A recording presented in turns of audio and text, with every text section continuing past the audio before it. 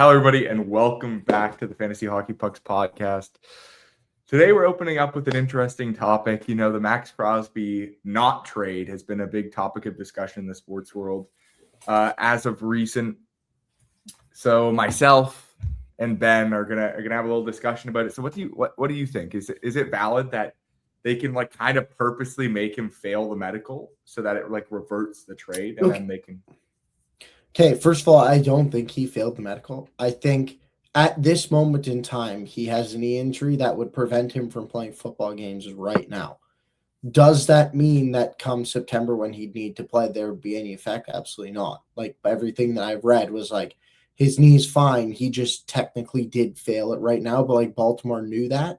They just used that as the legal way to get out of the trade. Basically, because you can't just even in that. I mean, I guess in that period you can just say avoid the trade, but to try and use it as a cover up, they said he failed his physical. But I guess that's not 100%. But that's in what I've read, what I take away, what I believe is the case. Yeah. You know what? I think it is fair. I think they got a little buyer's remorse. I think overall people are looking at it and being okay, so Micah Parsons is traded for 2 first-round picks, not known what they are at the time, which makes them arguably probably less valuable, but expected to be late first-round picks. He's 26, comes in, sends a big extension, in the prime of his career. Crosby, 28, turning 29, only has a year or two left on his deal, is older, has been injured, and you trade 2 firsts, one of which is pick 14. I think they realized you did not get ample value. And I think they use this as an opportunity to get out of it and save themselves. And I think 2 firsts and Trey Hendrickson is much better than Maxx Crosby, in my opinion. Don't hate the player, hate the game, man. They played by the rules and they cooked. Well, I agree with that it definitely benefits the Ravens. Obviously what they did gives the most benefit, but I don't think that's what needs to be focused on here. I think that honestly, I think there needs to be a third party doctor that has no bias that says whether basically this is something extenuating circumstance that should prevent the trade. Because both sides knew about the Crosby injury and both sides nothing changed. But what allowed them to do it is they agreed upon it in a time where nothing there was no. It's just a handshake agreement. It's just an honor thing because they agreed to it in the tampering period where nothing became, they agreed to it on the Monday or the Sunday, and nothing became legal until that Wednesday, last Wednesday at 4 p.m. And so it was only a handshake agreement to the deal. There was no actual written proof that they had to make the deal, which is why it ultimately fell apart because Baltimore was I'm not doing this. And I thought there was written, and it was just they just got out of it because of the medical situation. It's you can get out of a medical. No, because nothing. You can get out of a trade based off the medical. Yes, but they didn't have to. Last year, Milton Williams, who was a free agent leaving the Eagles, he signed with Carolina and then literally changed his mind and ended up signing with New England because it was in the tampering period where nothing was legal. Nothing in that time is legal. It's agreeing to it beforehand. It's how we know so-and-so is going to sign somewhere, but it's not actually legal yet on free agency. It's that. Yeah, it's not confirmed. But I know. I don't know, man. It's all fishy for sure. And I mean, I think the Ravens it screws over the Raiders because they had a whole plan. And they're okay, great, we're gonna have these 2 firsts. This is what we want to do with those. These are the people that we're going to get in free agency, and now they're kind of stuck with his contract again. And you don't have the people that you wanted to get. Okay. This idea that you're quote unquote stuck with his contract is a little ridiculous to me because he's one of the best players in the entire sport. And so it's not and you're paying him $35 million. Listen, I understand they planned their entire offseason around him being traded once, obviously. I understand that. But the idea that first of all, you can trade him again. Secondly, they still have $37 million cap. I get you have to sign your rookies and stuff, which I think would take them over the cap at the moment. But you still have 35 or 37 million in cap space right now. You have a decent amount of cap. You can trade other players. You can still trade him again. But it's not like you thought you were able to trade out of the Tua contract and somehow got them to take on like all the money. And but like here's my issue. And you have to right? now take his ass back. Like, no, it's still Maxx Crosby. Here's my issue with it. You make the trade, right? They could have gone then and in free agency filled their whole cap space minus that of the rookies and had no cap space for him to come back. And then the Ravens could have come back to them and been like, well, actually, like, even though we knew about his injury, like, actually, we didn't like the trade that much. So fuck you. You're screwed. You know, like it.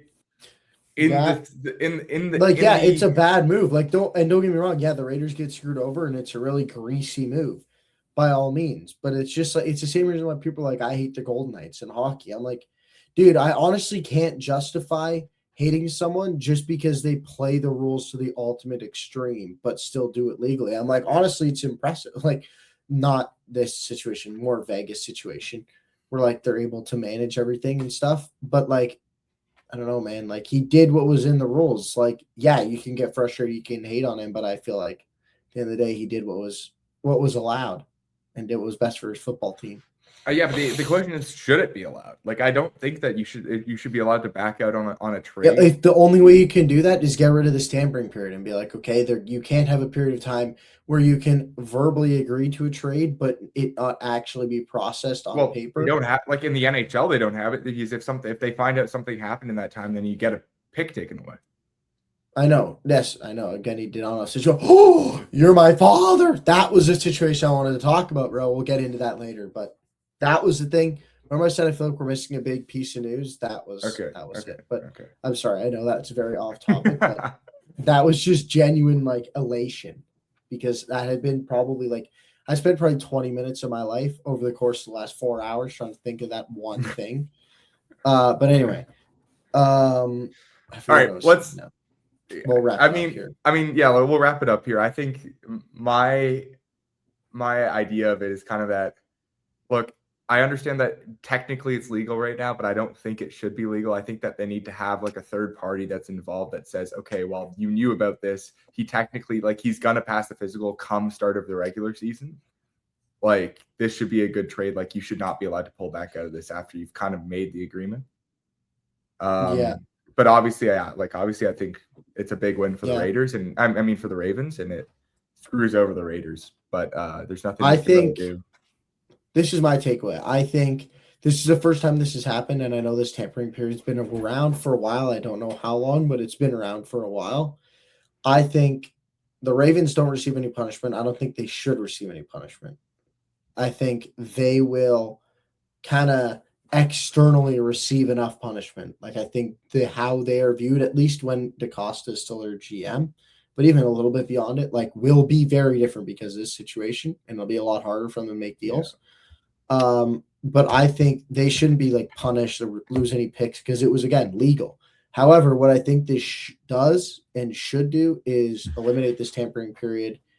Just either move free agency up, like, to whenever you started this tampering period, or just get rid of it altogether and say you can't negotiate until whatever free agency day you choose. Like, the NHL really, really cracked down on it last year, and I mean, it really worked. It made the day a little less exciting because you actually had to wait for people to sign. But like, it worked, and so I think that's what should be what comes out of this, and I think it will, because Goodell will change stuff. He's a good commish. Yeah, I think that's the only fair way to do it, honestly. But like, I'm not going to keep rambling because we got other things to get to. So let's get to the episode. You're listening to the Fantasy Hockey Pucks podcast. Yeah, how's We're not dropping on the podcast, bro. That's crazy. What? Bro, what are you reading into? I'm not a woman. I'm not hiding signs, bro. I'm fucking face value. Why are you? No, dude. The more positive route, you're just like, oh, Dylan's a bitch. All right. Welcome back, everybody, to episode 102. I'm your host, Antonio Capos, alongside Ben Rutledge. How's life? It's wow, good start there. I'm dialed. It's been good. It's I'm kind of in the period where midterms are finally done, so I just get to relax for a little bit. Just get to kind of catch up, breathe, watch some hockey.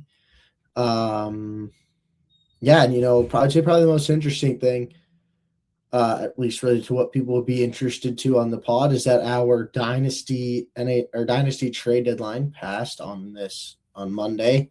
It's probably the most interesting thing that's happened between when we last recorded and when we're recording now. A little bit of inactivity from the managers, a little disappointing. I think we were just following the lead of the NHL. We had some exciting moves leading up to it, and then on the day there was like one trade.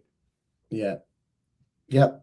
That's kind of exactly what happened, but still good flurry of activity, and 29 making far and away the most moves. But we'll see how they fall out. But it's obviously a ton of fun trading. So kind of done with that now for a bit. I mean, in Dynasty, it's not as long because you can negotiate trades in the summer, but we tend to leave the league locked until the cup is awarded. So no more trading till like end of June. Yeah. But yeah. So otherwise, yeah, I mean, good. What about you?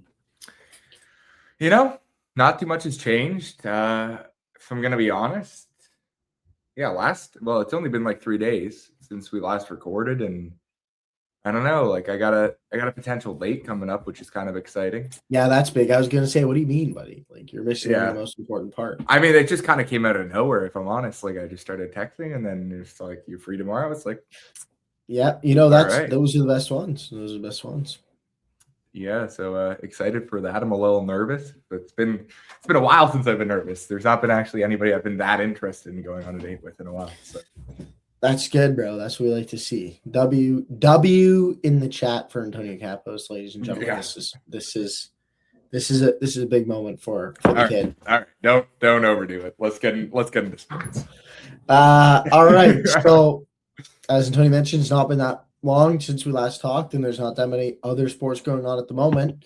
But one did just end, and Venezuela, in the shocker, pulls up the upset over the USA in the World Baseball Classic last night.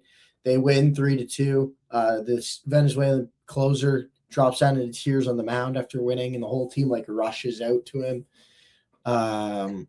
USA walked off. They got some dude to come in and talk about killing Osama bin Laden before the game, and that didn't work out. They were they were doing some weird stuff in this tournament. They were what? They were being the guy that was trying to pretend it ain't all that. I don't know why you care so much, because the Dominicans and a lot of the more southern American countries were really, really into it, as you should be. It's it's like the World Cup for baseball. Exactly. Exactly. And as you should be. And so the US was really pretending not to be in it. And so I think they're definitely receiving a lot of backlash that I actually support. A lot of time when sports players get backlash, I'm you're just overhating, you're overanalyzing, you're expecting too much. This one I think is fair. It's why didn't you care more? Why didn't you? And they had 3 or 4 pitchers leave during the tournament, which no other country dealt with. And it's just a lot of weird stuff going on. I wish Dominicans won, or obviously I wish Canada won, but that was never really going to happen. Interesting to see some upsets. Venezuela beat Japan and USA, so hard to justify that they're not the best nation in the world at the moment, as they beat the 2 favorites. So yeah, that's insane. Who are their big players? Luis Ariz, Wilson Contreras. Ariz was first baseman. Andres Jimenez, the Jays shortstop. He's their shortstop. It was just a lot of good, not a lot of great. Yeah, fair enough. Big year for the Jays coming up, maybe, if Jimenez is massive year playing out. Yeah. Okay, one second. Now I want to look it up. Ooh, wait, yo, I gotta get into this next topic. We have March Madness starting tomorrow, and I was just reminded I got to join my March Madness pools. There was one for my rugby team that's open, and you were talking about one. Together. I know. I got to put you. Actually, I thought of that too, so I'm going to put it together when we're done here. But yeah, Altuve, Ariz, Rengifo is good. Andres Jimenez, Gleyber Torres, Gino Suarez. Oh, Ronald Acuna Jr. He's nasty. Yeah, they're a good team. But yeah. Anyway, yes, March Madness starts tomorrow. Women's tournament starts Friday. Yeah, I'm excited. I love March Madness. Those first 2 days are electric. That's for sure. It's gonna be exciting, man. It's gonna be exciting. Yeah, I actually plan on watching a good amount of games this year. Like I normally catch like 2, maybe 3. I'm planning on doing some split screen action. I'm gonna have some on the monitor, some on my computer. It's gonna be good. That sounds elite, dude. That sounds elite. All right. You know what? Screw it. I was gonna ask you this all right, live. What are you doing tomorrow? Not a whole lot. I mean, at 10 o'clock, I'm going on a date, which is going to be 10 p.m. Right though. Yeah, 10 p.m. We do it all earlier in the day. Yeah, rest of the day I'm free. Literally not a single class I need to go to. Oh, that's less of what we like to hear. Actually, I don't have any classes, okay, man? I don't. Sure, buddy. Anyway, yeah, that's excited for that to get kicked off. It's always an exciting time of year. And with that, let's go to our first topic, Capo. Let's go to our first. Let's talk some hockey. Fantasy segment, or first segment, I guess. Let's get her going. Yeah, so here we're gonna talk about what to look at for streaming players. Obviously, the trade deadlines are passing for teams. Ours was actually pretty late for fantasy leagues. I think they're normally like a week earlier. Think majority of the one hour earlier, yeah. But now that everybody's into like kind of end of the regular season, going into playoffs, we found that it would be important to talk about what to look for in streaming players and those 2-3 bottom bench spots that are players on your team that are not necessarily worth holding on to when they're just people that are red hot that are just sitting on the waiver wire. Not the case in our league at the moment, which is really unfortunate for a team like me that doesn't have great depth. But I mean, yeah, you get 10 teams, then you give them 26 roster spots plus 13 prospect spots. Like, yeah, there's not going to be a ton out there, even in a 10-team league. But yeah. All right. Yeah, let's get right into it. So some of the main things you're looking for with a streaming player are obviously if they're playing in a different situation than they normally do, that means that they're going to be doing well. That's generally a really good rule of thumb for buy lows in general. Like those are guys that if they see, say they were playing on the third line on the wing and then they move up to the first line on the wing, if they see that maintain, then they're actually a good like long-term ad potentially. But for streams, like if they just play on that first line, if they're playing up there because there's an injured player that they're playing in there for, it's a good time to pick them up for a week or two to play them for those 5 or 6 games that the guy's out for. And yeah, so just to help you guys kind of detect that, I mean, an easy way is you can go on Daily Faceoff and see every team's lines. Like you can go through and click through every team's lines and be like, okay, this guy's playing on the first line. I might want to go add him. Second way is just even in the fantasy app, when you click on at every fantasy app, you can click on them and see their recent games. Look for the TOI, the time on ice. If you see that that's suddenly much higher for a forward, anywhere above 7, if they're getting 17 plus minutes a night, that's good. That's a lot of opportunity to do a lot. Now, some of it could be in the defensive role and penalty killing role for sure. But if they're seeing that much ice time, that's a lot of opportunity to produce. For defensemen, it's a little harder. Defensemen's a much, much harder to stream because an uptick in ice time doesn't necessarily equate to production. Like for fantasy, really the only way to do that is for power play. And the only way I can tell you to look for that is to go on the Daily Faceoff. There's no way. There is actually on Fantrax, they have power play time on ice. Okay, yeah, that's fair. what But most of them don't have that. Shout out Bobby McMahon. His power play time on ice has been over 2 minutes the last 3 games. Correct. Yeah, Fantrax is really good. They're getting a lot better. But yeah, so I would just either go on the Daily Faceoff. I think actually. No, I don't think there is a way. In ESPN, if you go to really advanced stats, you can actually see power play time on ice. So actually, now that I think you're right. So I guess you could look for that or just look at the actual lines. But yeah, that's kind of the stuff you want to keep an eye out for to figure out those players who are getting the boosted ice time. as Antonio mentioned, it's a great point. That's the number one player you're looking for in this opportunity, really, because those are going to be who on the waiver wire. Like someone gets injured, someone needs to be promoted. That's who you're looking for to add for just 1 game, 2 games. As well, you want to add, and you want to do this pretty much every night. Most leagues, I would say, have a limit on the ads. So obviously, how you want to do that, we're gonna get into that. We have some stuff for that later, that we'll get into. But the next point that I just want to make here is backup goalies on a playoff team. They're always available, as they should be, because especially like if it's a clear backup. Adam, they're just that's a super easy goalie stream. If there's 10 plus games, or even if there's 8, there's 1 or 2 playoff backups that are typically starting against a team, and I'm adding them. That's probably the easiest stream, because you can literally go and look, see who's playing, be like, oh, the goaltender for the Buffalo Sabres is playing, I'm adding him, and so on and so forth. Yeah. Yeah. Shout out Casey DeSmith. He's been cooking. Yeah, him and Merzlikins, who's probably available in most leagues. Those are like the 2 best streaming goalies, mostly because like a lot of the other teams like that are really good have to like an outline and or UPL's available. Or like a Wedgwood with Black with him, and like Wallstead and Gustafsson, they're not available. Actually, shout out Connor Ingram. I'd add him. Jari, I wouldn't. Jari's a hot mess. I'll drop him. This is not even related to the segment, but if you're listening, drop Jari. He's not good. But yeah, another one, as Antonio mentioned, Bobby McMahon being the main catalyst for this category at the moment, is like players who are on a 3+ game point streak.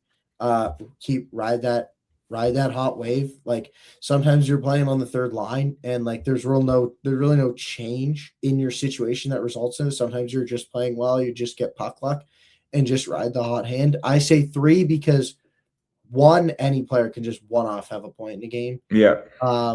2, if it's like 1 assist, or even 1 goal, 1 assist. If it's 3 points in 2 games, I'd consider that as well. But then 3 games. Okay, I guess if it's 3 points in more than 1 game, if they have 3 points over more than 1 game span on a streak, I'm adding them because, in my opinion, on a hot streak. Yeah, they're feeling it. Yeah, as I mentioned, Bobby McMahon being the main catalyst for right now. There's a few others like Eberle, Ardvison was hot there for a bit, Michelli. But yeah, you got anything more on that? I mean, for me, like the main thing that I'm looking for. I mean, I don't have anything else on the point streak, but I think we're going to get into here talking about like streaming for categories. And I would say even in like a Bangos league, this is what I look for. It kind of is going to get 3 birds with 1 stone. Are you ready? I like in Bangos leagues and in categories leagues, obviously, as well. If I'm looking for a stream, I'm looking for somebody that can get me points any night, regardless of whether they get an actual NHL point or not. So if I'm looking to stream a defenseman, I'm probably going to look like a big one for me for a long time. Ben knows was Martin Favari was a big guy that I'd get. Still is, bro. Dude, he'd get you like a good 2 points every single night consistently. And then if he gets an assist, it's instantly 3 points out of a defenseman, which is, you can't really ask for more out of a stream. Yeah. There's a lot of defensemen like that, so I agree with Antonio because, like, in ours we have like decimal points for hits and blocks and stuff, and I think that's the ultimate. In my opinion, that's a fair way to play fantasy. I prefer points leagues. I know category leagues is more intense and more strategy involved, for sure. But I don't know. I just think points is what you care about the most in a hockey game. Why shouldn't points be what you care about the most in your fantasy league? Well, exactly. And I don't want to having a team who gets a lot of hits, blocks, shots, good plus minus, and good goalies. Why should that be the team of superstars? Because they only get points. Like that makes no sense to me. Yeah, no, I agree, and I think that it really like helps with like the valuation of players across the board because it's like okay, if somebody can get points and also does those extra like value stuff, like they do go down and block, they do hit, they do they get a bunch of shots in the game. Like those really determine who are the great players in the league and. Yep, I agree. I just think it puts valuation on the best. The best players are the best players in that fantasy, like in fantasy, and so I agree. But yeah, so getting a little more technical because I don't really have anything. Did you have anything else to say on that? on that front about streaming for the points. No. So getting a little more technical and giving you guys a few examples right now, but really examples that will be useful throughout the rest of the fantasy playoffs. This is for category league specifically. So I tend to use my streams for hits and blocks of the two categories primarily, and I'll occasionally stream a goalie. Mostly because I build my team points first. Typically, like I try to win those categories, get the best players who are going to do that. I think that's what most people do. And then I do try to get defensemen that can do it all. I will take defensemen earlier because it's easier to get forwards who produce points well later than it is to get like a Mo Sider, for example.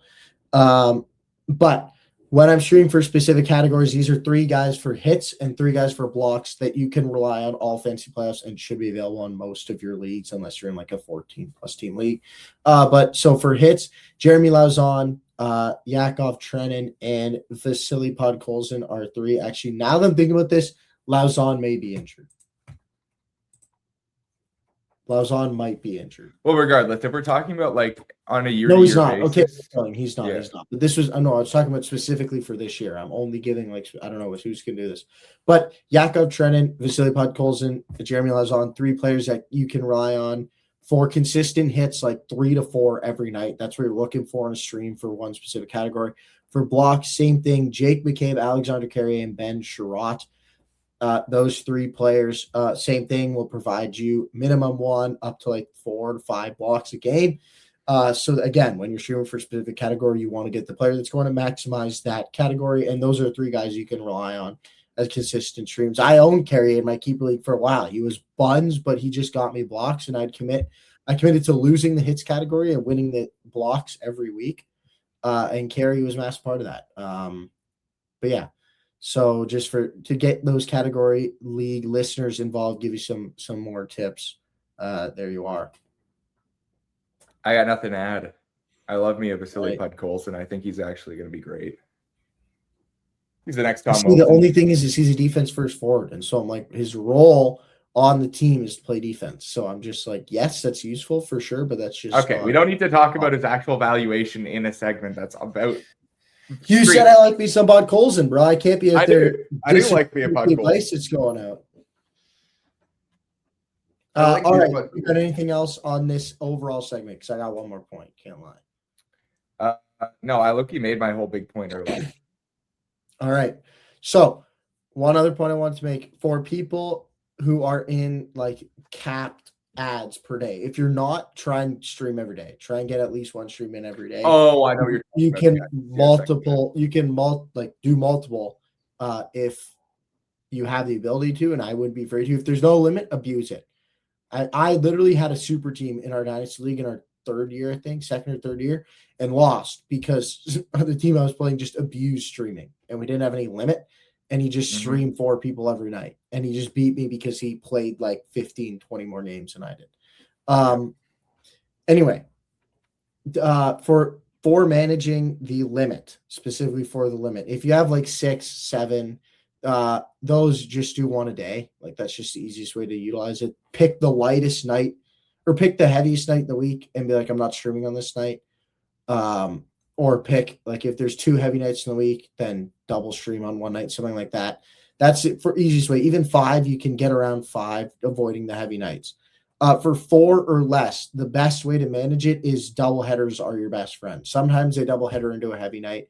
What I consider heavy night is 10 plus games. You can maybe do 8 and 9. You can maybe get away with, but for most rosters, 10 plus games will fill out your lineup. So I like double headers. Even if you only get 1 game out, it gives you an option. If someone gets hurt, give an option that can go in. So I am adding people, and honestly, the easiest way to do that, I literally just ask chat, GBT.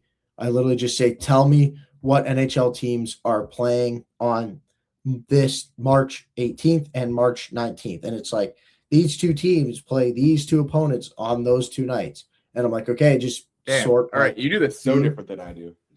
No, just this is specific for picking out double headers. And I'm talking about specifically for limited ads. Yeah. I did this best in our fantasy basketball league because from streaming in basketball is way more important.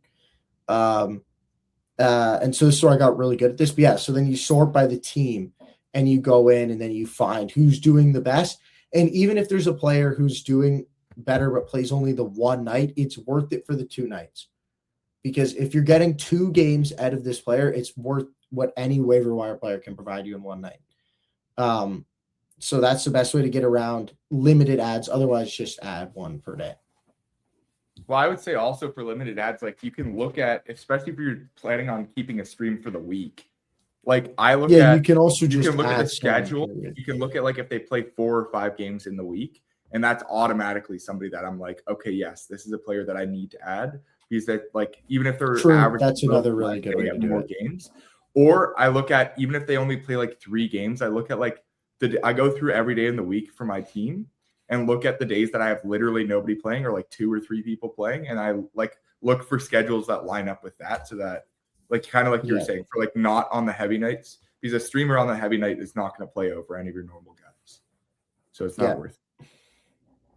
Yeah, and also actually you can ask chat for a chart, like ChatGPT, be like, give me a chart like with all the days of the week up top and all the NHL teams on the left, and just literally put a dot next to when they play. So you can just scroll through and be like, oh, you don't know who they play, but you know they play Monday, Wednesday, Thursday, Saturday, and so on. And so then you're able to find who plays. And then and it also shows it actually on the app. If you go, depending on the app, there should be like a schedule part of each player. Like there's a tab that you click on. I know this is on ESPN, and I'm not sure about Yahoo, but it's on Fantrax, and it'll tell you exactly which days of the week they play on and who they play.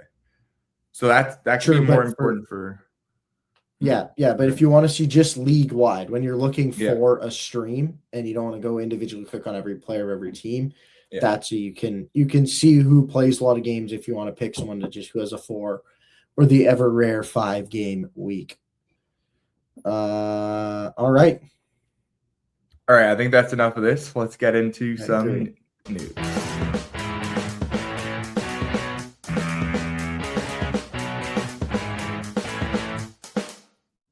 All right, what do we got? What's our breaking news for the week? All right. Well, actually, this was the big one that I wanted to talk about because we missed it for last week. It had already been breaking news, but we forgot to talk about it last week. And that is that the Ottawa Senators, who initially had their 2026 first-round pick like just forfeited for their tampering with Evgeny Dodonov. I can't even remember all the details now, but they signed him during the COVID season, like during the year when it was the Canadian division. They signed him that year. So this is a punishment from way back then. I can't remember what they did, but I think they talked to him before the window opened. Something like that. Or they talked to him while he had a no move clause active. So it was something like that, like something like legit that they got caught for, and this was the NHL punishment. However, they decided that they wanted to redo that because, I mean, I can't lie, if giving up an entire first-round pick felt a little harsh. I think they were definitely trying to be made an example of. But I actually don't even hate this punishment. They've been given the 32nd overall pick. They cannot trade it. They must pick with it. And so that does mean if you win the cup, you get to pick 31 overall this year instead of 32. But you already knew that. That was actually already the case. But I don't hate this. Honestly, it gives them at least a first-round pick back. But it significantly worsens their prospect because that player is likely to be a low 20s pick. Well, it would have been so much worse if they were a bad team. Like imagine, it would have been it would have been horrible if they were a really bad team. But yeah, so that's the big one. That's the biggest news we kind of forgot to mention. The second biggest piece of news that's going on this week is Connor McDavid and George Paros, the head of NHL player safety, are beefing in the media. We mentioned this last pod that McDavid questioned Paros and was like, if everyone's always frustrated with the rulings, maybe we should take a look at the process. And Paros came out and was like, there's no problem with the process. The NHL has no problem with the process. And I don't think McDavid responded, but, I think Paros is an idiot, first of all. He was literally a fighter. Like, that was his role. In the league, and so I just think that's one ironic that he's doing that. But two, I'm stereotyping here a little bit, but it's rare that a person who's a fighter in the NHL is the most intelligent human being in every room he walks into. And so I just think in such an important role, you need someone who's able to just look at it like justifiably, who doesn't like use like some stupid factor like how significant the injury was to determine the suspension. And sure, that sometimes definitely does play into account, but like there's a lot of other factors that go into it, not just that. And yeah, I definitely disagree with a lot of the calls that he makes, disagree with a lot of consistency that there is around the league. So I'm definitely team McDavid on this side for sure, or on this argument for sure. Yeah. There's not really a lot to add there. I mean, I think this came about because of the Guda situation, but I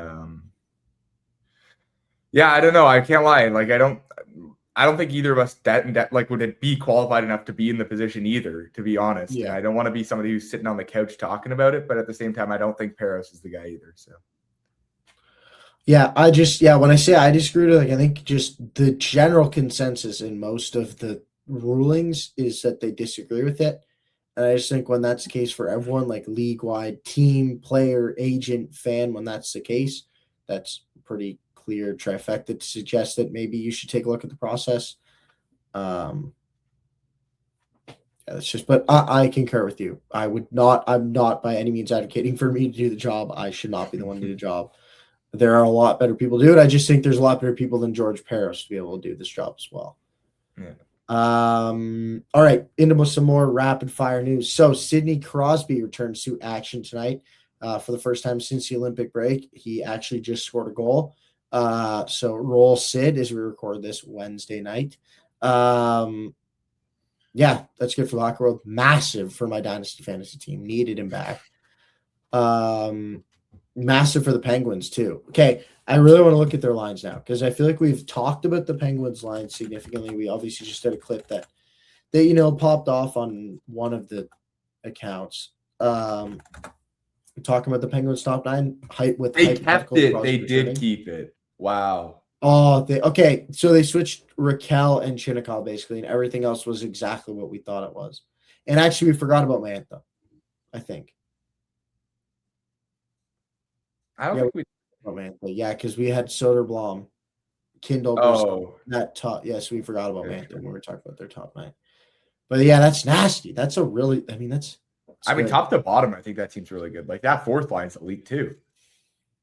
I think the second. Dewar's been popping. Soderblom's looked really good. Achari's a great fourth liner. That's what I mean. I think the second line's probably the weakest line. And it's not that bad. Well, they've been popping, isn't it? That's what I mean. Yeah. But like, if you look at it on a per line basis, that's probably the weakest line. Yeah, their defense is just really mid. I mean, yeah, I think. Now, granted, no Jack St. Ivany or Samuel Girard, who both play consistently, like Solovyalov. Yeah, Solovyov and Shea don't really normally play. Yeah, Shea and who's the other guy that I mentioned? St. Ivany kind of like split time. But yeah, I mean, that's not the greatest defense, but I mean, yeah, Graves gets back in there, and then he's not coming in. I think he's in the AHL right now, actually. They tried to like buy him out. They're like gonna buy him out. They're like gonna buy him out at the end of the year. Like he ain't playing. That's why I didn't even mention him. Let's see what the injury is.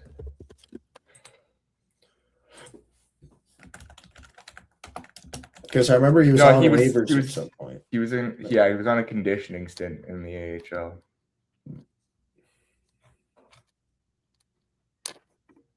Is that where he is right now? No, he's hurt. He's on IR. So I guess he was hurt, and then he came. They tried to get him back in conditioning, and then he got hurt again. Yeah, so I think he's done for a while, I think. Yeah. But yeah, that's a team that I think can definitely make a run as long as they can get the goaltending. And Stu Skin's been good, and so is Seelovs. I actually genuinely wonder who they go with. They've both been really good. Probably Skin. Yeah, and then don't forget they got Murashov coming back. Coming. Yeah, he's not going to play though. I was talking about this year. Yeah, I mean, you never know, dude. He looked pretty good in the 2 games he played for them this year. He's not going to play, bro. With Skinner, when Skinner and Seelovs are both healthy, he's not playing. When Skinner and Seelovs are both healthy, he's not playing. Hey, man. He's not. I Swayman can played- guarantee you he's Swayman not played because when he Halak hasn't and come up Rask since were they've been playing. healthy. No, I know. But Seelovs is still young For too. next year, have a look. Yeah, I think but this Merchant year's has a a free higher agent still. ceiling than Silovs, but I get, but Seelovs is Regard- much better right now. Seelovs has had a really good year. And he was nasty for the Canucks in the playoffs in 2023, bro. I remember that still. Bro, he's not been nasty this year. What are you yapping about? An 8.95 is not so nasty. Yeah, but he was doing a lot better at the start. Yeah, you can look what he's done recently. He's been bad, but if you look back in like January and February, Bro. he All right, let's was keep doing moving. much better. Let's keep moving with the news.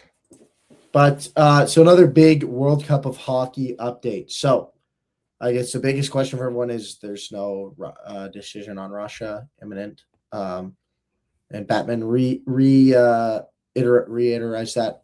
Is that the word? That's not the word. Reiterated. That's the word, not reiterized. Reiterated that again today. He's done that multiple times over the past week.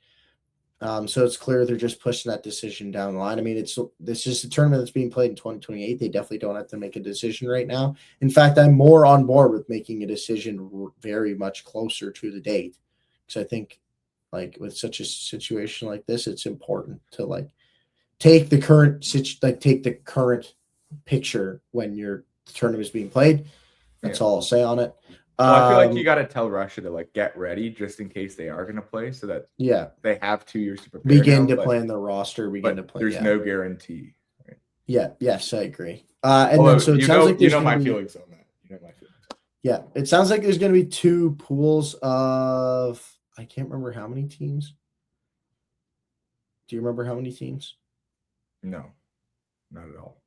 I think 4. I think it's 2 pools of 4. I think there's 8 teams. Pretty sure. I'm actually pretty confident. I think that's what they normally do. Yeah, so there's gonna be 4 teams, 8 pools. Top 3 of each pool make it, and then 2 and 3 will cross over and play. The top 2 get a bye, and then that leaves 4 teams, and then right into the semis and the finals. And like the 2 seed and the 1 seed of the one thing will be on a bracket. So like if the 3 seed of the crossover wins, they play the 1 seed of the crossover 1 seed. You're saying a lot of stuff right now. It's going to make no sense if you don't like look at it. But I'm kind of following. But okay, there's 2 pools of 4 teams. Yeah. The worst team is dropped. Yeah. You're now left with 6 teams. Yeah. 2 in pool A will cross over and play 3 in pool B. And I get it. I mean, I just feel like it's easier to say, okay, so there's 3 teams, the buys are out, and then they just swap. Like that's what I said. That's literally what I said. Okay, but it's a lot. You made it a lot more complicated. No, what made it more complicated when I was explaining that, like, how the bracket would work, that, like, if a 2 seed got upset, they wouldn't play the original 1 seed of their OG bracket. That's what made it confusing when I was explaining that. Like, they would be stuck on the crossover side. Which is relevant, man. Like, so you're like, hey, say Finland is a 3 seed and they upset. Do they go back and play USA or do they stay and play Canada? Like, that's relevant. Yeah, I guess. But yeah, that's about it. That's all we got right now. The teams actually may have been released. We definitely should. Okay, in hindsight, we'll just own this one. We definitely should have looked up a little more information on the news release from this because there's a good chance that 8 countries will revealed as well. It's going to. I guess true. They can't have released 8 countries because they haven't given a decision on Russia. Sure, you're right. I wonder if they bring back a Team North America. I think they probably will. Because I've seen mock Team North Americas. That's an interesting segment for the summer, I think. Yeah. Taking a gander or something like that. And also comparing it to the last one we had back in 2016. I think that would also be a cool little comparison. But yeah, that's all the update we got on that. You have anything else you want to say about it? No. I think we'll talk about it more as it becomes more relevant. Not even next year, but the year after. Let's keep going. So we got Leon Draisaitl's done for the rest of the regular season, which is going to hurt the Oilers a lot. Like I think they might miss. Like I'm pretty 60% sure they're going to miss the playoffs. I don't think they are. I don't think they are because I think there's a lot of weak teams in the West and there's a lot of weak teams in the division, and even the good teams in the division aren't that good. And I know they're not very good either. Well, here's my and thing. especially not so The without first wild Draisaitl, but I card's think done. The world's first wild card's the Mammoth. That's pretty plain and simple. I need And so to you got see the Sharks, LA, the Oilers, Seattle, but like they can still move up in the division. Like the teams in front of them are not like they're actually second in the division right now. I know. They're actually tied in points for first. I still Anaheim think has 2 games in hand. No, I certainly agree. They're But I'm second just best like, players. I guess, but like they're 6 points out. Like 6 points for not being in playoffs. It's a lot. Okay, it's 3 I games. just think I know. I just think I think you can lose 3 in a row if you're the Oilers very easily, considering you're down your second best player. I get that, but you're relying on a team who has more losses than wins to win all 3 of those games. Like a team who loses more than they wins, you expect them to just suddenly be really good. Like they're going to continue to be mid. I expect the Oilers to be not. I get that, but what I'm just saying is like when there's a lot of games to play. Left. There's only 13. Yeah, that's a lot of games left. I get that, but I'm like, they're not just like we're sitting here. They beat San Jose last night. They beat the team one of the teams that is literally playing with them. Draisaitl still in the lineup. No, he wasn't. Draisaitl was out last night. They played last night and they beat him. Wasn't he out? No. I swear he got hurt. First. He got hurt Sunday against Vegas or Sunday against Nashville. Because we had this conversation. You're like, didn't he score in that game? I'm like, yeah, he did on Sunday. Oh, okay, you're right. I skipped it in my brain. But still. Yeah, so they already beat. But, and like, yes, like I get where you're coming from if there were 50 games left. But I'm like, there's not enough runway that they're going to win. They're going to still win, Antonio, probably at like a worse pace than teams below them, but not very much. Like, let's say the teams below them are like 520. They're probably going to win at 480, 470 maybe, right? Even if you do that with how little games left and the lead that they have, it's just but they're also 2 games in hand. Like there are 2 games already played. I know, I get that. So the Kraken have 2 games in hand, and if they win both those games in hand, that's they're 2 points That's back. 2 points. If you look, which is so easily catchable. Oh, I get that. I get that, but I'm saying that's 2 points in those 2 games. They're not going to like mathematically they wouldn't get a point in both of those. Like 55% of the time, or 53% of the time, they get a point in both those games. Yes, they're probably going to win. They're most likely not going to get. Well, and then there's also the Kings. There's also the Kings that also have 2 games in hand, and the Sharks that have 3 games in hand. The Sharks. Okay, so the Sharks, you probably get the 3 games in hand. You probably give them like 3 points, maybe 4. We'll say 4 for easy. Yeah. So yeah, the Sharks are more interesting because they're 3 back. If you give them that, Seattle and LA are still 4 back with 13 to play. I think that's so doable. I guess you're just that much lower on the Oilers. I just think you're under like they're just not going to lose that many games. I just don't think they're going to lose for sure. I just don't think they're going to be that bad. All right, we'll have to see when we come back. When we come back in like 2 weeks' time. And the other thing about it, Ro, is that like there's a world where Vegas and Anaheim are just for whatever reason worse than Edmonton too, and that like Edmonton isn't even the worst of the top 3 that goes to Fallout. Yeah, but I don't like, dude. Vegas has been horrible. The Ducks have been hot. Okay, I exclude the Ducks from this. Really, it's just Vegas, bro. Vegas until like 2 weeks ago, a week and a half ago, hadn't beat a playoff team since November the 20th. Yeah, they've also not been great.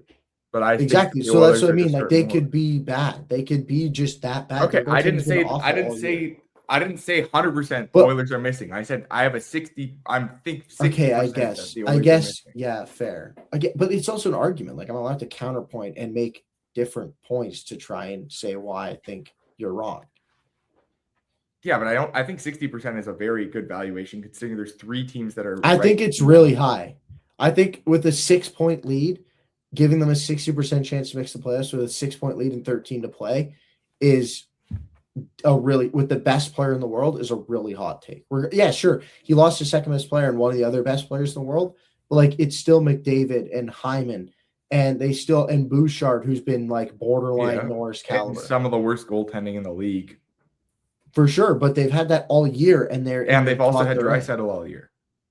Yeah, but there's been times where he's missed games. He's been injured a little bit this year too. Yeah, and they were out of the playoffs for a long portion of the season. Yeah, I guess. We'll see. I just massively disagree. I think they're going to finish like second, maybe third in the division. All right. All right.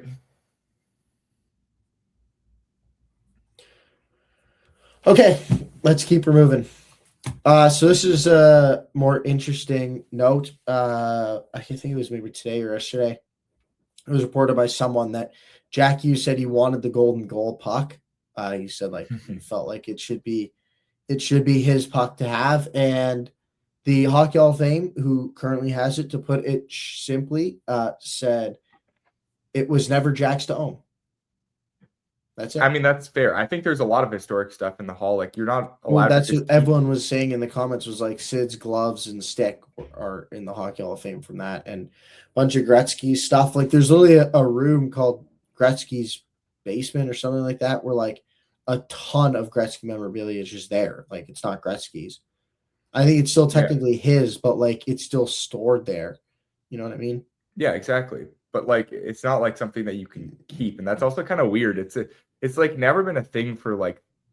I feel like it's no. Like I get it. I get it. I want it. Okay, I get it. From Hughes' perspective, I get asking, but I also am on the Hockey Hall of Fame side because I'm like, just should be there. I think just all time people have been like, the game's for the fans. It's not like a personal thing. It's not like I'm a celebrity and this is like my stuff that I keep in my house. Like, that's just not been part of the game ever. Like in the years and years of like, you look up at yes, it wasn't. It is now though. Like Ovi, have you seen the videos of Ovi's stick rooms where he keeps like all of his sticks from like one a year and like important goals that he scored with them? He keeps them like the stick he had when he won his cup.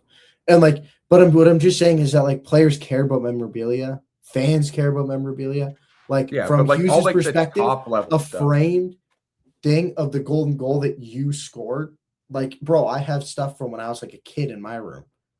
Yeah, of course. From my childhood room. But yeah, because like, nobody else wants that stuff. I get that, but I'm saying, do you not get him wanting it?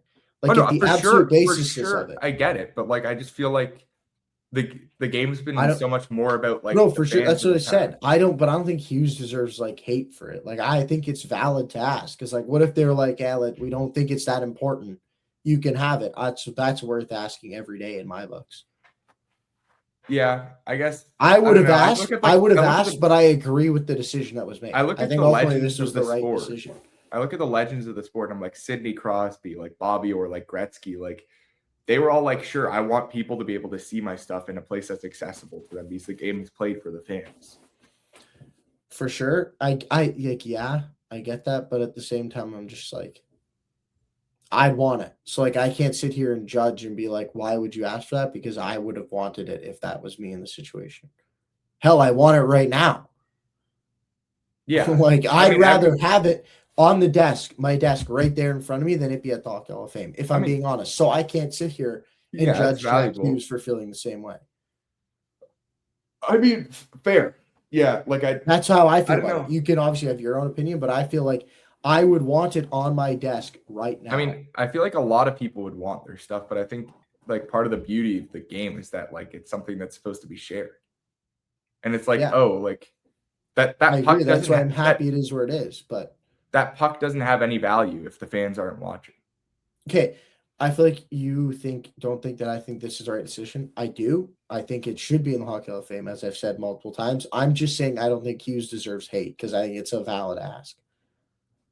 Yeah, I guess I can't hate on him too much for asking. It's just like the mindset I feel like is shifted from some of the. It has. It 100% has. But like, I'm the same which I don't mindset appreciate. as Hughes.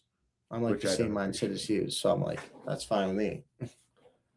Yeah, I don't know, man. Interesting debate. All right. Well, I guess let's just keep the debates going. Not really debate, because I think we agree on this, but the Seth Jarvis slash, he was fined $5,000 for it. I don't know if you guys saw the video. You can find the video on YouTube or Google or wherever you want to find it. What do you think of it? I think we texted about this a little bit earlier, but like, I thought it was just ridiculous. I can't see the. Like, he turns around, looks at him, and like, you look at the slow-mo, he turns around, looks at him, and so obviously just whacks the stick into his face. And then afterwards, Jarvis doesn't even look apologetic. Like, Garland's down on the ice, like bleeding, and Seth Jarvis is just there, like. Yes, I mean, like, it is part of it is like we don't see what happens before. We don't hear what's said. But like I definitely think it looks intentional. Like he spins sure. around, he just hits him right in the face. Like I think he definitely meant to hit him. I think the reason it's not a suspension is that you're able to kind of hide it by being like, it was high enough, his face hit high enough on the stick that you could be like, I was just turning and leading with my hands, which like you do, like especially when you're like trying to turn for like to get open, you'll turn the hand over. And so you can be like, I was turning and he hit high enough and be like, I didn't know he was there, but he knew he was there and he knew what he was doing. Yeah. But he hit it well enough that he wasn't getting suspended. I don't know. I think it's another Paros special. Yes. I just think it's too hard to like specifically tell. I think you can tell blatantly. You look at bro. If anybody who watches that video can tell that it wasn't like a my bad. It was like a get fucked. Like yeah, I guess, but like that type of size. Intent is like almost everything. Like intent times damage is basically like plus. I get okay, fair is what it should be, and it looked like the intent was there. He did a lot of damage. It wasn't that bad. It wasn't that bad, bro. I mean, he was bleeding a lot on the ice. Did you see there was a good amount of blood on the ice? Yeah. Yeah, he hit his nose. So once the nose starts bleeding, or the lip, both those places bleed a ton. Like that doesn't even mean it was bad for there to be a lot of blood. Yeah. But I'm not saying like multiple games. No, for sure. I think it was intent. I don't know. I just feel like there's a lot of accidental plays that happen like that, where players will get hit like that. Yeah, and I'm not saying the Jarvis one was accidental, but I'm saying you don't suspend because there would be so many other situations where you didn't suspend for a very similar looking action. And because you felt in this situation there's more intent. I also think more of the clip would be nice. Yeah. Yeah, that's true. To know what like kind of led up to that. But yeah. I guess actually you probably should have got a game. That was pretty bad. Yeah. Even as a non-repeat offender. Yeah. All right, let's bang these last few points out here. So according to James Myrtle, who's not the most reliable insider or not the most insider in the know, but he knows a bit, said that the Leafs will apparently just let Matias Maccelli walk. He's an RFA at the end of the season. We will not even qualify him. We feel that we already have players who play his role, and so we're just going to let him go. Why we think that's a good idea is beyond me, and why we would let this get leaked is also beyond me. Like, even if you feel this way, keep it internal, qualify him as an RFA, and trade his ass because you're probably getting a second for him. He's 24, and he's going to end up with probably 40 points. On a bad team, on a team that stuck him on the third line for a good portion of the season. Like, he's shown a ton of talent. He's an elite playmaker. Like, I personally really, really like him. I personally think I know you were just singing his praises. Like, I think he can personally be a very a stopgap second liner, who on the right third line can really work. Now I guess part of it is that it's going to make it. Part of it is that's difficult to get the other two pieces that would make him work on a third line. Like you'd need a very good two-way defensive center, and then probably a more physical. But still kind of fast winger. That's really the only way that makes it work, like a bigger body. And those are not that easy to get for third lines. But the worst thing, I'm like, bro, worst case scenario, just trade him. Like you traded a third for him. Absolute worst case scenario is you're getting return on value. You're getting a third back for him. There's no reason to just let him leave. We did the same thing with Holmberg, who immediately signed with Tampa. I guarantee you we could get at least a third for him last year, if not more. I mean, what can I say? The Capitals traded Beck Malmstein for a second and a third. And I'm like, bro, you could trade Maccelli for the same thing at the draft, on day 2 of the draft. It's true. Just really, it's really very true. I don't know how reputable Myrtle is, but I know that's what I mean. I don't know, but even if that's getting released, someone's still telling him to say that. Yeah. Well, maybe even if that's fake. Well, maybe it's I guess it could be saying that to Maccelli to be to get him to sign for less. Yes. Yeah. I don't know. Also related to our segment from Monday's episode, in regards to the college free agents, a big chunk of them have signed here. So Kayshawn Atchison, Sasha Boisvert, Cole Hudson, Eddie Genberg, and Cole Iserman have all signed their ELCs and are now members of their respective NHL teams. I expect all of them to get into games. I don't think Hudson's playing tonight. There was talk he might play tonight, but I'd be surprised mostly because I didn't get like any notification. But he is playing tonight. Who do they play? Washington or Ottawa, sorry. Yeah, he's playing right now. So that's a good sign. I expect he's definitely going to play, so he's a must add. Add him right now. I think Atchison, I think Iserman especially, I think Boisvert as well. All of them are must adds because I'd expect them all to play. And I mean, you'll know. Like, if you click on the player and it's like they've been assigned to their AHL, don't add them. But until right now, they're worth holding unless you are really desperately needing to get into the playoffs and need that spot for more of a streaming spot to be able to win this week. But if you have the capabilities, I would hold these guys right now. And then the last point, and then more of a little personal, interesting anecdote, is the Leafs have signed college defenseman free agent Vinny Borghese to a 2-year deal. He's a really good puck-moving defenseman. He was up for the Hobie Baker, if I'm not mistaken. I think that's what Ogum said to me. Now I got to look this up. But, like, good, like very good defense prospect, puck moving. I think he was a candidate. That's what I think it was. There was like 10 Hobie Baker candidates, and I think he was one of them. But anyway, yeah, they revealed the top 10. And he's not there. Okay, I don't know what Ugum was yapping about. I was going to say that would be surprising if he was a college free agent who was available, like as a free agent. Yeah.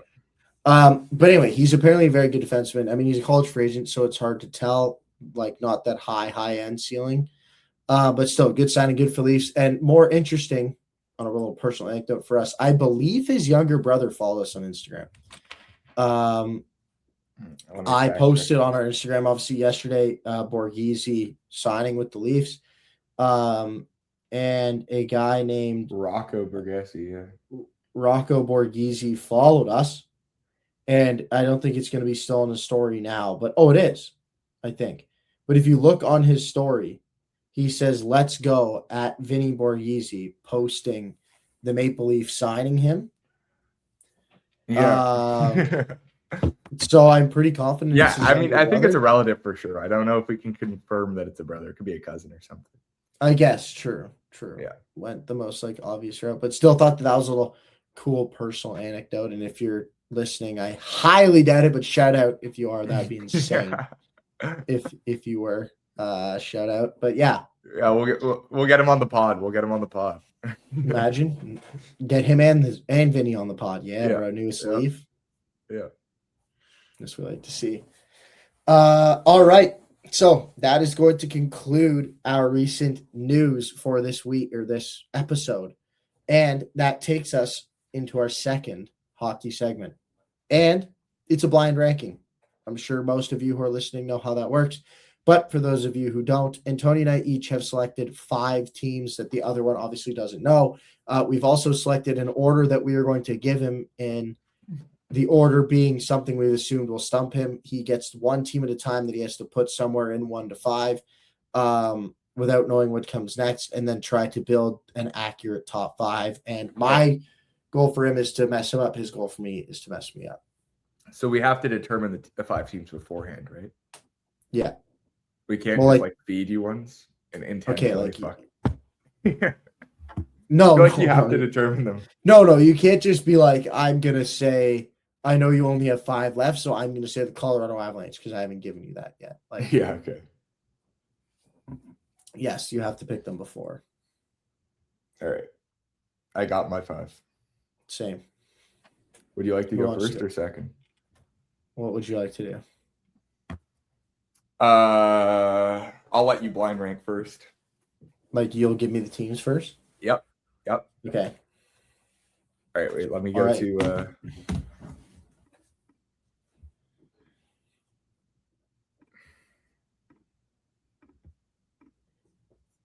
okay. Oh, I'm on the wrong thing. 1 second. Let Antonio cook now as he tries to cook for our YouTube viewers. There we go. That looks a little better. Yep. All right. So number 1, the first team for you, I'll let you type actually, is the Utah Mammoth. All right, I'm gonna go a comfortable 3. Okay. I think they're a good team, not a great team. I mean, you could load this with a bunch of really good teams or a bunch of really bad teams, but I'm hoping for balance here. All right. Your next team is the St. Louis Blues. Okay, that's comfortably a 5 for me. After the deadline, they're pretty bad. I don't think there are very few teams I think are worse than them. Like Vancouver and Calgary may be the only two, in my opinion. I mean, I guess you could give them to me, but like, there's no way I can put them forward when I only think there's 2 teams who are worse than me. You're going to give me one of them now because I can see your goofy ass smiling. Just got to hope it's Calgary because I could justify that. So who is it? Vancouver. I have it written down here. I swear to God. No, it's fine. I mean, yeah, that was like basically the only team that could have done worse. So I'm still just going to stand by that. And I got Montreal. Yeah, that's comfortably 2. There's a decent amount that leaves me like 6 or 7 teams that I could say are comfortably better than them. All right, and Carolina. Yeah. Okay. Bang.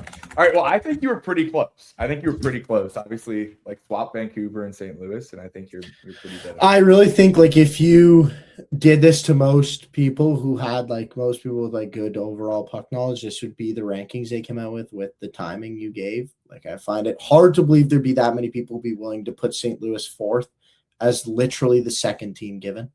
Yeah. Like, you know what I mean? Like, well, that was a hard one. That's why I wanted to kind of trip you up and see what you would do. Yep. But I think it's pretty fair. Shout out Gemini. Yeah. You just gave me that was good. You got 5 random teams. I mean, yeah, your goal is to mess me up and like legally, and you did. So, Yes, sir. All right, you ready? In a second. Yes. Okay. Yeah. All right. The first team that I have for you is the Pittsburgh Penguins. Ooh. I'm not that high on them, but I'm going to put them 3. Yeah. All right. Who's number 2? The New York Rangers. Oh, you better not. I feel like you're going to screw me, but I got to put them 5. You're too happy. The Columbus Blue Jackets. Okay, I feel like I'm actually. Oh no. Oh no. I was gonna say I feel like I'm doing pretty well for the 3 that I just got, but I don't like having 2 that high. The Anaheim Ducks. All right, I can eat that.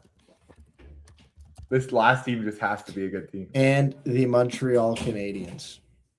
Low key. I take that. I think I cooked. Yeah. I think by the points, that's the list. Yeah, I think you did. I think I Let's see. should have been hindsight. I actually probably should have given you the Rangers later.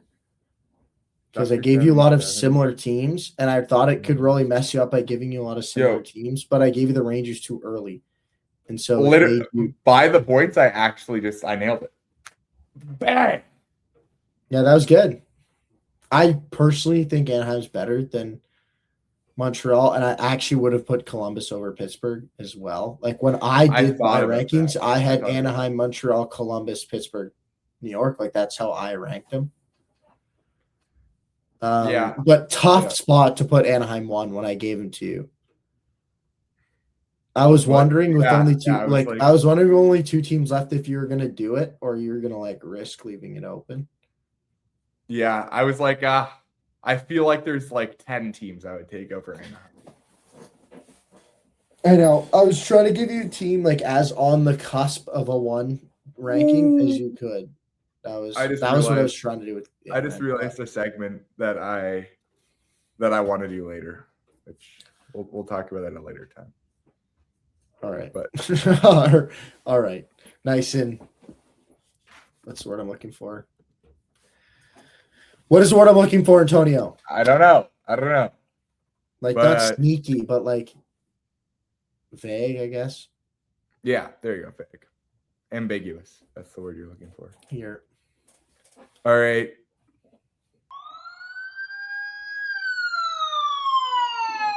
With those blind rankings done, it is now time for the panic room. We are adding a little segment onto this just for fun, but it is just the panic room you guys know and love. Where I can't lie. I was scripting this, and I was just like, I want to include this somewhere. Goofy. It's not big enough to be its own segment. Like there won't be enough for us to talk about on its own, but I feel like it should be mentioned, and so just threw it in here. Figured why the fuck not? Yeah.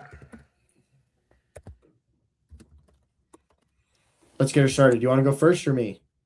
I'll get it started. My first player is John Tavares. Okay, you know what? Let's just cut from the panic room. All right, so my first player is John Tavares. In our league, he's averaging 3.1 fantasy points. He's a guy that over the years has been a great performer. So here's my question to you. What is your panic level going into next year on John Tavares? I'm not asking for the rest of this year because I think he's going to be a solid like 3. Okay. That actually throws a wrench into my response because I saw that when you looked in, and I was going to go through and be like, honestly, in most leagues, he's actually doing what you'd want him to do. Because I was going to say he has 55 points in 69 games or 68 games, 69, I think. And I was like he's just been good. Like his fan track scoring isn't very good because he literally provides no hits or blocks whatsoever, and his shooting numbers are at on pace to be a career low. So he provides you nothing other than his points and actually goals, which he has 23 of. I would say he's going to be one of those guys that's on and off your waiver wire all year next year. He's going to get hot for a 2 or 3 week stretch. And you're going to add him, and he's going to be on your roster. And maybe he gets hot enough over the course, a period of time that he's rostered for most of the season. But I think he's drafted. I think he's a late round pick. I think he provides slightly worse to what he's doing this year, but actually very similar. I think 20 to 25 goals and 50 points, which is the perfect tweener in most leagues to a waiver wire and roster player. So I'd say that's what I think he is.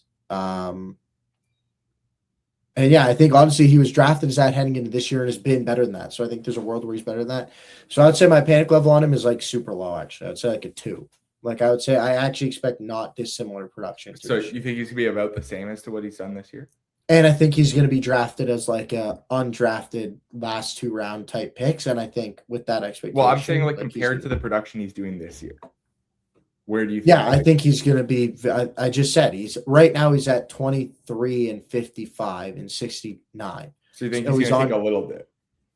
I think he's on. I think next year he could reproduce exactly what he does. Expect not assuming he doesn't go berserk in the last 13 games here. I think he could produce exactly or 0.1% point something minimally worse. Okay. I'd say I'm actually. Yeah, I was expecting you to be down on him. Actually, the main reason is I don't think we're gonna find his replacement. Well, that's what I was actually about to say. Is I think a big part of it is what you guys do in free agency. Whether you bring in a strong QC, what your wingers you bring in is what the steps that Cowan or Nyes take, and that will depend. That will I really agree. I just have no confidence in us bringing in a really, really impact center, and I think he's going to play 15 or 16 minutes a night again next year. I think he might lose power play, but he only has 12 points in the power play anyway. So like he doesn't really do anything in the power play to begin with, so it doesn't really matter. Yeah, okay, fair enough.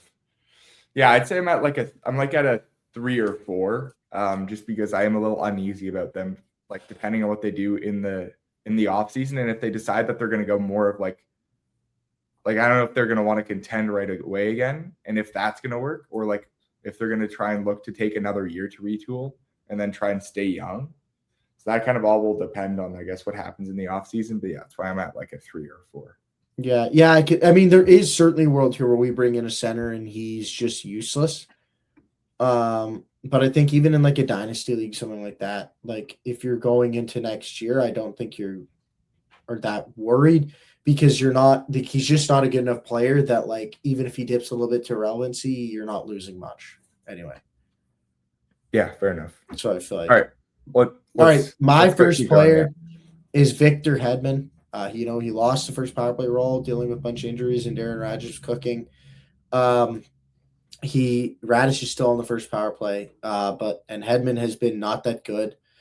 Like, where are you with him? Are you willing to drop? Are you like, it's Victor Hedman? Like he was pretty good for Sweden and like 5-5 he's been aight, but I'm just like, he's clearly not the same player anymore. Yeah. Well, here's my thing. Like, I'm not sure what injuries he's been dealing with. Like, we definitely could see that, like, they say something at the end of the season that he's been dealing with because this is uncharacteristically bad for him, like, really bad. Yeah, but he's also 35. Like, that's not that old for a defenseman, though. Like, look at all the defensemen. But look at how much he's played, and he played way more physical than like a Letang or a Carlson. Like, he played way harder minutes. That's true. Okay, let me get to my point. And he's a way bigger body. Sorry, you're right. Well, Raddysh is going to be gone this offseason.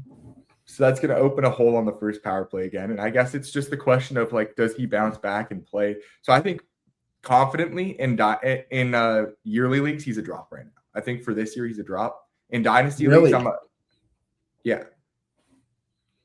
Okay. Yeah. Okay. I think, he's not been doing that much. I think last time I looked at him, he's averaging like 2. I know, but I just feel like we're in a really deep most leagues, but like even in other leagues, they're like normal size. The waiver wire is pretty shallow. Like a Victor Hedman has like much higher upside than anyone on the wire. I don't know, man. He doesn't have that many points. Like if you look at him on, I look him up on Fantrax right now.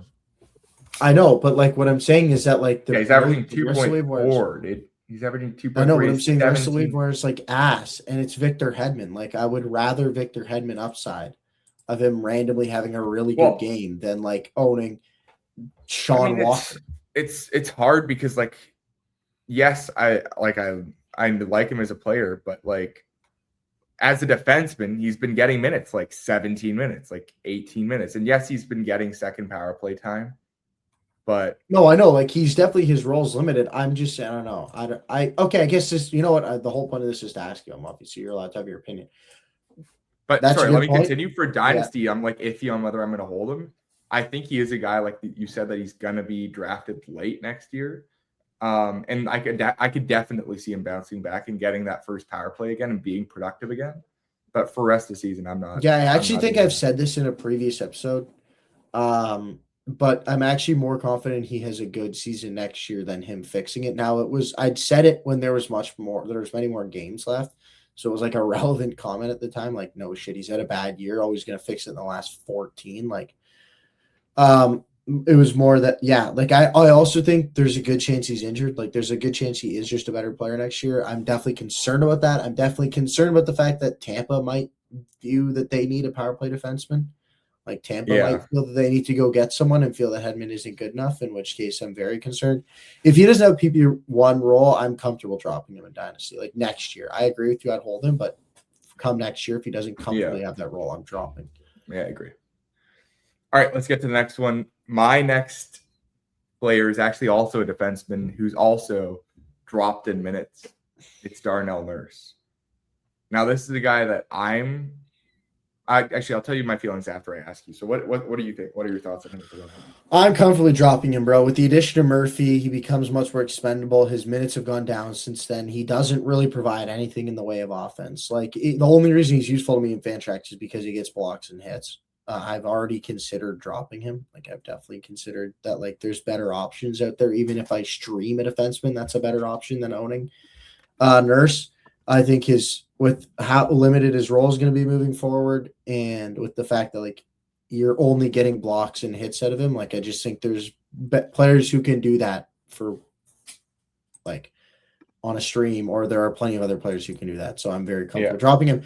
I guess I'd say on the flip side, I am somewhat comfortable owning him because I think he's very similar to all the like players who fill that same kind of role, but like he's not any more special to me than any of the other ones.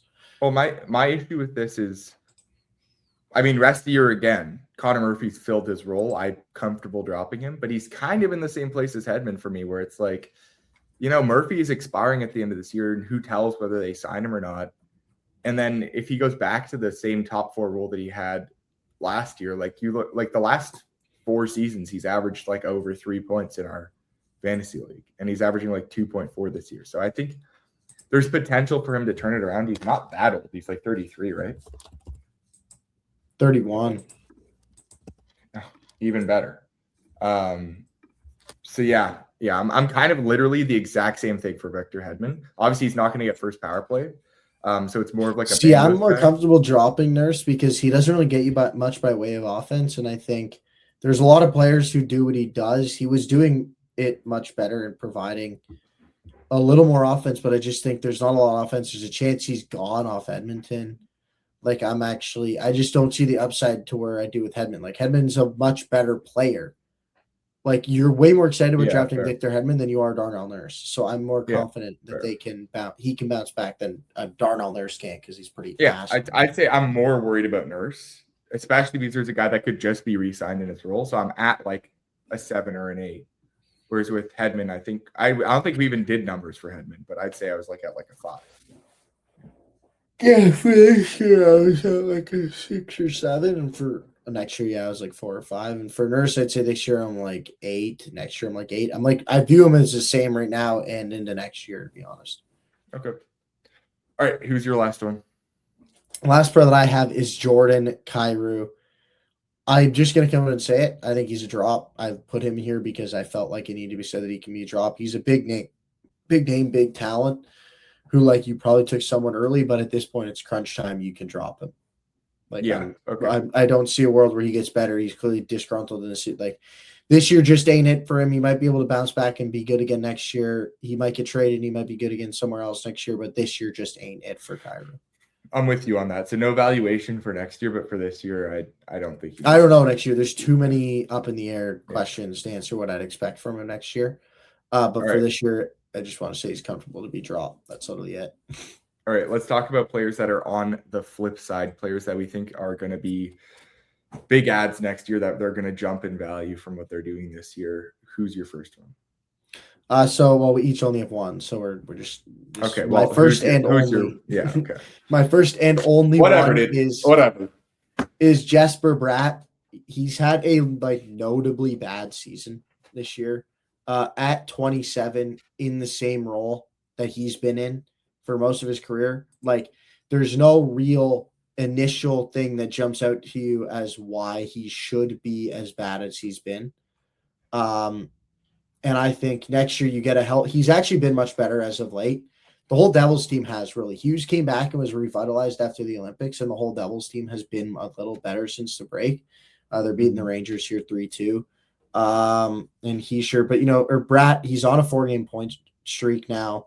But like on the season, he's at 53 points, but only 15 goals in 68 games. I think his draft stock's going to be hurt next year because of this season. And I think he's one of those guys where I'm like, that guy's just so clearly better than where he's being valued. And I think he's going to be with Hughes again, or worst case scenario, Heischer. And they're probably going to get better. Like I think they're going to add some people. They're going to clear out some money. So Bratt's a no-brainer player to get better for me. A 27-year-old who has a down year, I just have who's a star, borderline superstar. I have the utmost confidence that he bounces back next year. Okay, fair enough. I like that. My player is Ryan Nugent-Hopkins. He's a guy that has been a 100-point player before. I don't think he's a 100-point player, but this year he only has 51 points in 59 games. Like I think he's a guy that can definitely be a point per game, if not over. Especially if he's playing with Draisaitl. And yeah, I think he's just an excellent buy low candidate. Like this year's not gone to plan for the Oilers, if we're honest. Like, they're a team that they definitely think they should be like leading their division and being that big, being a very good team. The West as a whole has been very bad this year. But I think next year with the kind of, if hopefully the Oilers figured out to start the season for the first time in a while. All right. So what do you expect out of him next year? Let's say he ends the season. He's at 51 points in 59 games. There's like 13 games left. Let's say he ends the season with what do you expect next year? I'm going to start with this year and then go into next year. I think he's going to end this year with like 62-ish points. Maybe like 60 flat. I think next year he's a like 70 to 80 point player. Easily. Okay. Can I counter you with something? What? Other than his 100-point season, he's never had more than 67 points in his career. Okay. So I'm just clarifying that you think he's going to, like, I actually don't think he's having a bad year. I think 51 points in 59 games is very, very solid for him. I think he's a dynasty buy low. I think he's going to finish the season. I think the Oilers have 13 games left. I think by this, he's probably going to get 11 points. And so I think he's going to finish with like 25 goals and like 65 points, 63 points, 62, somewhere like there. Like low 60s and 22 to 25 goals. Like that's what he's done every year in his career other than the 100-point season. I actually think he's having a very good season, and I think he's going to have the same season next year because that's what he's been doing every year other than the one. Well, but what I'm saying is he isn't flatlining. His career went like this. He got to like here. Okay, let me start over here. It was like up, got to like where he was a 60-point, 20-goal guy, went like this. He got 100 points, went like this, and then went right back to 2060. Okay, for 1 year, just like or for 2 years, I guess. But no, I think he'll go back. This is his third year. He had 18 goals, 67 points in 80 games. Then he had 49 points in 70 games last year, and now he has 51 and 59 this year. I see the argument if we're a year ago, but I'm just like I feel like he's doing what he always does, and he's going to do it again. And so I just don't see. I disagree. Okay, I think fair. Especially with Draisaitl I just don't see healthy, the bounce back because I think he's producing at his career average, and he's going to do it again next year. Well, I think the bounce back is to being more of that guy that we saw 3 seasons ago, where he's very capable of being point per game, and I don't see there's no reason that he's stopped producing like that, and especially for this year, like he's been hurt himself, and Draisaitl's been hurt. I think he's very capable. But I guess my counter is like he's now 32 next year. Yeah, like he is just getting old. You can't say a player's 33 and go bro. Don't. You said 32. You said 32. He's 32 right now. You said he's 32 going next year. Yeah, you know I didn't. I said he's 33. We have it on Okay, sure. Maybe I said it wrong, but he's going. No, I'm actually pretty confident I said 33. But anyway, he's going to be 33 next year. He's 32 right now.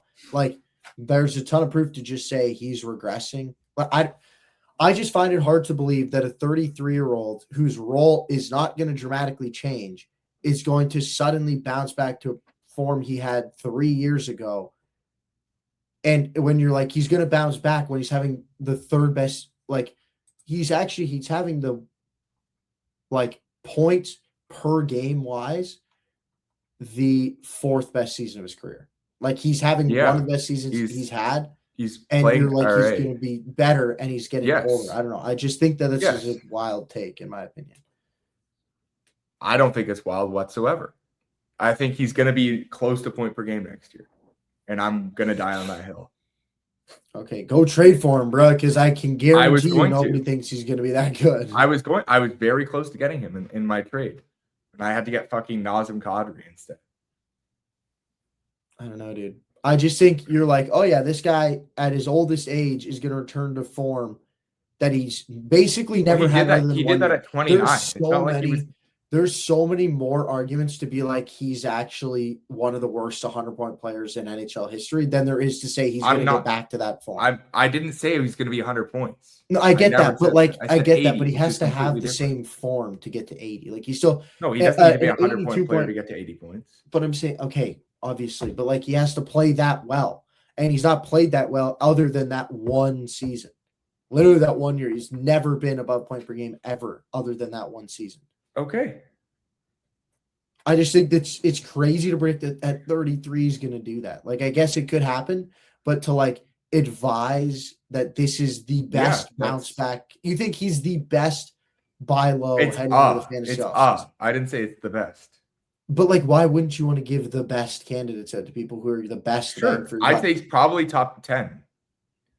I guess. I don't know. I just disagree with I personally wouldn't even touch Rodney Hopkins. I know that's fair. I'm not saying I disagree in a bad sense. I'm saying I disagree. Well, you've been giving me the time of day on it. Like, I know. So I'm saying I disagree. You can't, clearly I disagree. You can't be like, well, I have a different point of view. I'm like, that's the whole reason I'm saying I disagree. Because we have differing opinions. Yeah. And I just think it's wild to predict the 33-year-old is going to, What was the other ridiculous one you said? Oh, yeah, Geeky was better than Raymond. Yeah. For this year, yes. All right. Well, we're just going to agree to disagree on this one here. There's nothing else to say on this segment. Yeah, okay. Well, there isn't. Well, yeah, we're just going to keep moving. I know, it's just ridiculous. All right. Well, let's keep moving.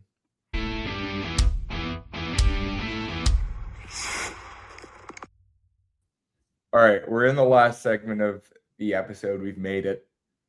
Barely, but we made it. But okay, so this is the What's on Your Mind segment. Rutledge, what's on your mind? Antonio obviously did the draft. We were looking through players' points, and then I was looking through my dynasty team because I know this is like my final team. So I was just kind of looking to get to know it a little better. What can I do to optimize its performance right now? And I feel like I came across the players on it, and this is really what started it. And then I extended it out a little bit. But there's some players that need some glaze that are having just ridiculously good seasons, that are ridiculously good players, and it's not being talked about. Okay. And the first player that I have is Maxx Crosby. He is well above point per game. Oh, I'm in the wrong league. He is well above point per game at, find him here, 83 points in 67 games. He has 31 goals. This guy just gets it done, man. He just produces points. He had 83 this year. He had 87 last year. Like, he just gets between 70 and 80 points every year. He's doing it again this year. And I feel like nobody talks about him as like one of the true elite onesies or one of the like Team Canada players. But I'm like, looking at this, bro, like he would have been so much more useful than Jarvis or Bennett or Sorelli, who was an OG pick. I know he didn't go, but like, I'm like, dude, I don't understand not taking Scheifele. Like, I think this guy's a stud and doesn't get talked about. Okay. I can see that. I traded him earlier in the season, so it's a little sour. Or last season, I'm a little sour, but I can see it. There's the reason that I traded for him in the first place, and I do think he's really good. I don't know. Okay, we can keep going. So again, another player that I feel needs to be glazed. Also on his team, his line mate Kyle Connor, who has 31 goals and 78 points in 67 games. He's nasty. Like, he had 97 points, 41 goals last year. He's a 2-time 90-point scorer, 2-time 40-goal scorer. He gets 30 basically every year. Like, yeah, he's so nasty. And also, in watching him last night, one thing I want to point out, he has one of the most insane releases I've ever seen. And when I say insane, I don't mean like Matthews, Caulfield, like that kind of insane release. His hands are so tight together and high up on his stick, and he like shoots from the middle. Most players, when they shoot, are off to the side that they're handed, but he's like in the middle, and he just like flicks it, and he just fires it, and he like does it way quicker. Like, there are multiple times where even he had me confused watching him shooting the puck, and I don't know. I can just see why this guy scores so many goals. I've never seen a release like it, and it low-key made me like him more because he's different. And it makes me trust that he's going to be able to score goals for a long time, because as long as he can get that shot off, he's going to score goals. Yeah, fair. I wonder what the Jets like outlook and kind of retooling session's going to look like with Scheifele and Connor. Like they're two big. I mean, and Morrissey, like those are the big three, and Hellebuck, I guess. Like those big four are really the players. Like, I mean, if you look at the rest of their players, like you have like Pionk and Velarde, who are like good above average players, Sandberg, and then and Perfetti like maybe, Perfetti, and then the rest of the roster's like pretty just okay. Yeah. After that. And like pretty interchangeable. So it's really those core pieces are like determining what they want to do. I personally, I don't know, they're tough. They're actually in a very similar spot to Leafs, but they have more of their picks. So you can fix it by just go crazy trading. Yeah, that's true. I don't know. We'll see what happens there. Yep. That's an interesting one. All right, keeping the list going. We'll keep these a little shorter. Darren Radish, my boy. Obviously, you know the guy that I said is going to fix the Leafs, basically. I think he deserves some glaze. He has 58 points in 59 games. He has 17 goals. And so obviously, like, those are great, like, production numbers. And obviously, there's going to be a ton of attention brought to the 17 goals and all that. But watching him play, I watched him play live a few times. I've seen him play, I think, live 3 times this year. Like, he's way more than that. He's their number one defense guy. They play him with Moser as their number one pairing. Like he's their number one go-to guy. He is their number one defenseman right now, and he like should be, which is why I'm so high on him, because I see the defense, I see the physicality, I see the shot, I see the power play quarterbacking ability. Like the amount of times Kucherov goes to him up top at the point, like Kucherov loves him. And if Kucherov loves him, I love him too. So yeah, I just think he deserves some glaze, but more some two-way glaze than just offense. And then the last two, Zach Hyman, buddy, has 29 goals and nobody's talking about it. Another big reason why I don't think like RNH is necessarily the best bounce back candidate, because like Hyman's going to be playing with McDavid, and I don't think Hyman was on that team. No, he must have been because it's not been 3 years since Hyman was on the Leafs. It's been longer than that. So yeah, you're right. It's been longer than that, but. Still, like this guy just scores goals. He works so well with McDavid. Another reason why I don't think the Oilers are going to be so bad is just like him and McDavid and RNH, they can make it work. They got Savoie on the top line too with McDavid and Hyman. I think that line can produce well. I think they actually have a really good decor. But yeah, Hyman needs some glaze, man. Like people forget he's not Unk ain't done yet. And then the last guy I feel like Sorry, what do you want to say? I feel like people discount him as being old. It's the only thing I was going to say. And like his days are numbered, but for sure. But I'm talking about right now. I'm talking about players who deserve glaze right now, and like people would underestimate how well they're doing if they had to guess.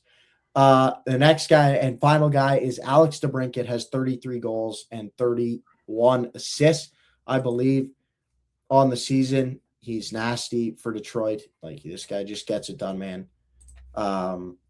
He has 33 goals, 36 assists for 69 points in 68 games. He's going to score 40. He scored 40 multiple times before. Actually, he scored 40 twice. He did 39 last year. Really think there's a good chance he puts up 40 again this year. Yeah. He's just a really nice guy. I've tried to get him from his team since like day one of this league. I'm not going to lie. Way back when he was on Ottawa, I've been trying to get him from his team. So I'm a big DeBrincat guy. I think he deserves some glaze. Okay. You got anything to say on any of those? No, I remember where I was when he was traded to Detroit. It was an interesting day. I remember I had Larkin. I was like, "Oh, Larkin's going to be a goat now," and he was like, he helped him a little bit. Bro, he's averaging like 4.2 this year. It's definitely helped him. He's been a horse. Yeah, but whatever. Whatever. It helped. It didn't instantly help as much as I thought. That's okay. Yes, that's fair. Yeah, that's fair. All righty, moving on to the next point here. As I was looking to script for this episode and also doing a little bit of prospect research, not gonna lie, just adding some people to the watch list on Fantrax, I came across the fact that the Hockey Writers release a morning recap every morning at like 11 a.m. They put out an article outlining who scored, just the stat line for the goal, like who scored, the number that they scored, who's assist, the number of their assists, and so on for every game and the final score. And I was like, for someone who has 5 minutes on the bus or something, they just want to look quickly. You can swipe back and see on the NHL app, but like it's super annoying. And like most of the time you have to go game specific on most apps. So to be able to just swipe through an article and see who scored, the number of point it was for them, like I think that's brilliant. And I honestly, personally, might start my morning with literally just reading that, or starting my mid-morning thing with like just reading that, honestly. Yeah, it's actually, I didn't know about that, honestly, coming into this. I hadn't seen it, but I would definitely, I'd take a look. I know. I just think it's mostly just to like know who's cooking. It's just an easy way to know who's cooking. If you're looking and seeing that Matthew Barzal's name is just constantly coming up in the box score right now. Are you looking it up? Yeah.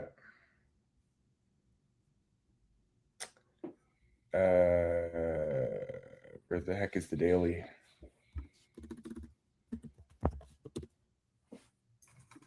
Oh, there it is.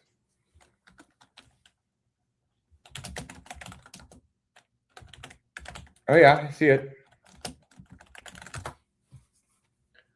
I can't pull anything up right now because it's gonna whatever, but I see it. Do you have it where like it says like more NHL recap March 18th, 2026? And then it just shows the team, and it has like a link to it's a link to the there's the morning recap. Okay, I found it. They've got like a full article, but yes, they also just have the morning recap. Okay. Yeah, just the like points. Like the bare bones, yeah. Yeah, that's cool. That's cool. I think that's cool. I mean, I'm not surprised someone does it, but I just thought that was cool when I found it. And the last thing on our mind this week, saw this on the TSN broadcast for the Leafs game last night. Will Matthew Schaefer be the first Calder winner since Teemu Selanne to receive every first place vote for the Calder Trophy? Yeah, when I saw this, I was confused as to how there was not another Calder winner that swept. Like, I think Schaefer will definitely do it because we've seen, like, I mean, yeah, I feel like he's just been way too dominant. Like, I know. Okay, I can't even think of, like, for those wondering, Selanne won the Rookie of the Year in 1992-93, just because I know I would be personally wondering when it was won if I was listening to this. So just letting y'all know. 33 but years. I think he absolutely should, because I can't even think of who I would put second. That's how you know he's so clearly number one. But the thing is, as they mentioned and the fact that you can only bet the field on FanDuel. As they mentioned on the TSN broadcast, there's always someone who tries to be extra and tries to be like, look at me, I'm so different. I have that different ball knowledge, or the puck knowledge. I really hope not. I think he's very deserving of it. I think this has been the most part of it is there's been no other good rookie year. Like, that's like part of it is like, I guarantee you Quinn Hughes deserved to win Rookie of the Year when Cale Makar won it. Yeah. But like Quinn Hughes is a better Calder Trophy winner than Matty Beniers. I don't know. Matthews. But Beniers has one. Matthews had 40 goals. Line had nearly 40 as well. I don't think it was that many. I think it was like 20 something. He had, I'm pretty sure, in the 30s. He had 36. Okay. He had See, like, that's enough to take away votes. That's part of it too, is that like you also need to have a dominant season, but also have a dominant season where like there's no one else who rivals you. Like, there's no one else who has a good year. Yeah, and I guess like Demidov, Snuggerud, none of them are having like good enough years, Yeah.